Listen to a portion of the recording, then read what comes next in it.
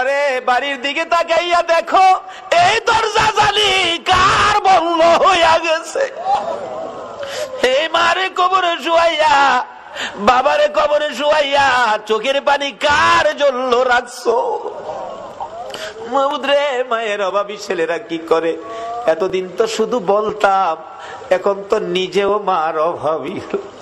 একটা মায়ের অভাবী ছেলে বিদেশ থাকে, সপ্তাহ সপ্তাহ টেলিফোন করে, মা মা তুমি কেমন আছো, আমারে জানাইও। মা কই, বাবা বিদেশ গেছো টাকার জন্য, সপ্তাহ সপ্তাহ টেলিফোন করে টাকা নষ্ট করলে কেমনে হইব? টাকা চিনো রে বাবা, টাকা চিনো। ছেলেটা টেলিফোন করে বলতেছে, মা মা গো আমারে বাধা দিও না গো মা, আমি টাকা চিনি না, আমি চিনি আমার দরদি মা। সপ্তাহ সপ্তাহ টেলিফোন, হঠাৎ করে মা স্ট্রোক করে মারা গেছে। এলাকার লোকজন কয়, ছেলেটারে মৃত্যুর খবরটা দিও না, দিলে আত্মহত্যা করবে।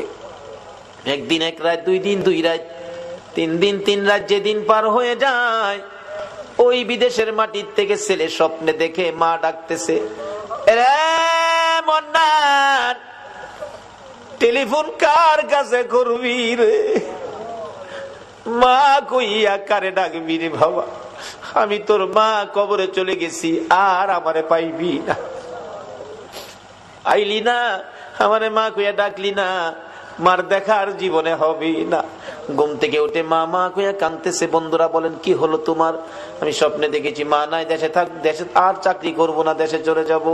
সকালবেলা টেলিফোন করছে, বড় ভাই টেলিফোন ধরে, মন্নান সপ্তাহ হইলে টেলিফোন করবি, আজকে কেন টেলিফোন করলি? ভাই আমি স্বপ্নে দেখেছি আমার মা নাই গো। ভাই আগে সত্য করে কও, আমার মায়ের খবর কি? খবর যদি না কও, আমি কালকেই বাড়িতে চলে আসব। মায়ের কাছে দাও, মায়ের সাথে কথা বলবো। মার কাছে যদি টেলিফোন না দাও, আমি কিন্তু কালকে বাড়িতে চলে আসব। বড় ভাই টেলিফোন ফালাইয়া একটা দূর মায়েরা মায়ের খবরের পাশে, মা মা গো তোমার পাগল খবর পাইছে গো, কালকে বলে বাড়িতে আইব।